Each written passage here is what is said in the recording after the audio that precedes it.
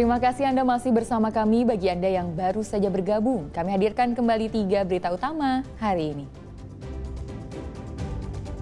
Para pedagang di Pasar Lama Penyambungan enggan direlokasi, takut dagangan mereka tidak laku.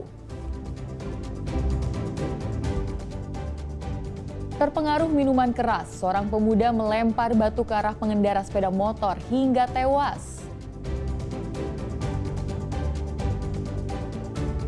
Perayaan HUT ke-80 TNI di Lapangan Merdeka, Kota Medan berlangsung meriah.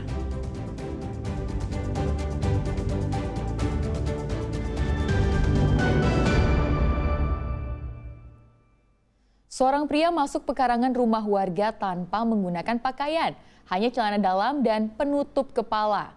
Diduga pria itu maling yang akan curi tabung gas. Seorang pria tampak memanjat pagar rumah warga dan masuk ke halaman rumah. Bila diamati lebih dekat, pria itu hanya memakai celana dalam dan penutup kepala. Rupanya gonggongan anjing membuatnya kabur dan melarikan diri. Bahkan saking ketakutannya, ia tidak memperdulikan pagar beruncing yang ia panjat. Ia langsung melarikan diri dengan kencang. Lokasi pencurian ini terjadi di Jalan Pelita, Kecamatan Medan Perjuangan, Kota Medan pada Jumat lalu. Menurut Yohanes, pemilik rumah, tidak ada barang yang hilang. Namun ia merasa heran dengan aksi maling yang hanya menggunakan celana dalam. Diduga sang maling ingin mengambil tabung gas yang berada di teras rumah. Kebetulan motornya pas dia manjat ke gerbang saya, jadi dia mau mengambil gas LPG saya depan pintu. Memang saya lupa masukkan satu malam itu. Jadi rupanya memang tujuannya mau mengambil itu, tapi nggak dilihat dia anjing saya tidur di kardus itu. Jadi terkejut lah dia gitu. Aku mengherankannya dia kenapa pakai celana dalam aja gitu. Mungkin tak ada ilmunya, nggak tahu lah kan. Kayak gitu aja gitu. Setelah digonggong anjing? Ya langsung keluar saya bawa besi langsung ke pojoknya, lalu lari memang ke arah sana.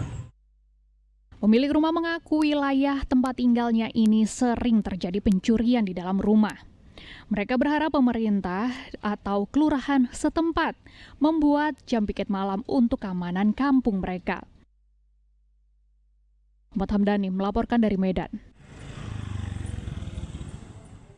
Kemeriahan perayaan HUT ke-80 TNI di Lapangan Merdeka, Kota Medan berlangsung meriah. Menariknya ada simulasi penyelamatan pejabat negara dari ancaman teroris, atraksi drum band. Gubernur Sumatera Utara pun hadir dalam kegiatan ini.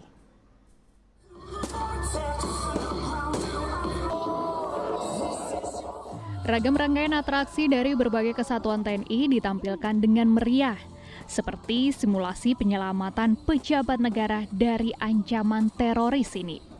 Ada juga atraksi drum band, hingga penampilan seluruh alutsista TNI yang seluruh warga diizinkan untuk menaiki tank.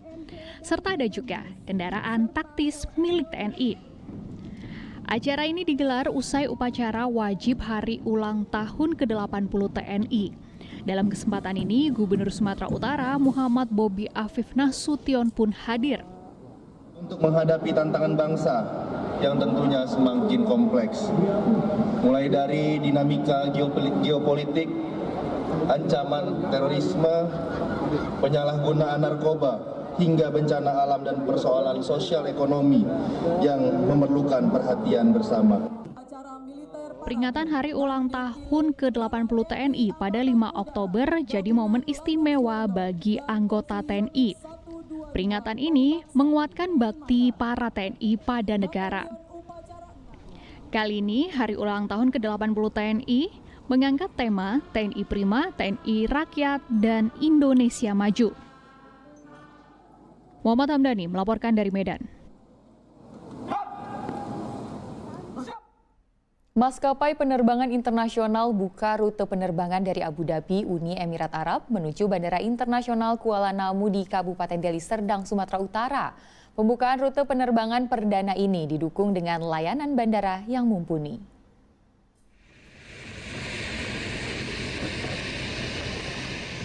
Kedatangan pesawat Airbus A321LR milik Etihad Airways di Bandara Internasional Kuala Namu Jumat pagi menandai dibukanya rute penerbangan dari Abu Dhabi ke Deli Serdang, Sumatera Utara. Pesawat yang membawa 150 penumpang itu disambut dengan selebrasi water salute. PT Jasa Angkasa Semesta dan Jasa Aero Engineering Service sebagai penyedia jasa ground handling terkemuka mendukung penuh dibukanya rute baru ini. Etihad Airways jadi maskapai asal Timur Tengah ketiga setelah Qatar dan Saudi Arabia yang membuka penerbangan ke Bandara Internasional Kuala Namu. Ini sangat baik ya untuk Medan terutama karena beberapa bulan terakhir ini tidak hanya Etihad, ada juga Saudi Arabia dan ada penerbangan-penerbangan lainnya akan datang ke Medan. Makin membuka arus penumpang ke Medan terutama. Untuk penerbangannya sendiri gimana Pak? Apakah dalam seminggu itu gimana? Seminggu 3 kali Etihad, hari Rabu, Jumat, dan Minggu. Dibukanya rute penerbangan ini menambah alternatif masyarakat Sumatera Utara untuk menuju ke negara Timur Tengah. Selain itu, laju mobilitas orang dan barang antara dua wilayah dapat dipercepat hingga meningkatkan devisa pemerintahan setempat. Memberikan kasanah penambahan alternatif menuju ke dunia Arab Saudi, umroh dan kegiatan-kegiatan ekonomi. Dan bagi Kabupaten Deli Serdang memberikan apresiasi terbaik. Mudah-mudahan ini menjadi sebuah pintu gerbang bagi penambahan devisa dan penambahan sumber pendapatan ekonomi bagi pemerintah Kabupaten Deli Serdang. Tidak hanya maskapai asal Timur Tengah, rencananya penerbangan dari negara Asia seperti Tiongkok juga akan mendarat di Bandara Kuala Namu tanpa transit di bandara lainnya. Muhammad Hamdani melaporkan dari Deli Serdang, Sumatera Utara. Sumatera Utara resmi memiliki Akademi Voli Putri yang menjadi wadah mengembangkan atlet berbakat. Sebanyak 211 pevoli mengikuti audisi untuk masuk Falcons Volleyball Academy.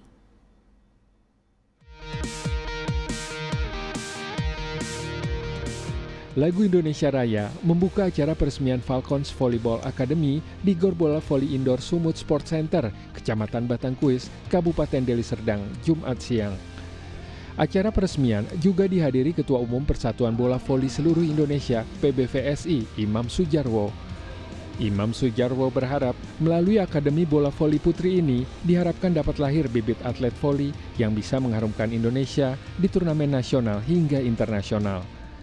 Dan dengan adanya akademi di sini tentu ini nanti akan atlet-atlet baru akan banyak, akan muncul di Sumatera Utara, kemudian bisa memperkuat pada saat event-event nasional kayak PON dan lain sebagainya, maka nanti Sumatera Utara pada akhirnya tidak akan kekurangan atlet. Ini adalah sesuatu yang luar biasa, sebuah ide, sebuah kemauan bersama yang luar biasa, ikut artinya cawe-cawe bagaimana membesarkan perbola volian di tanah air.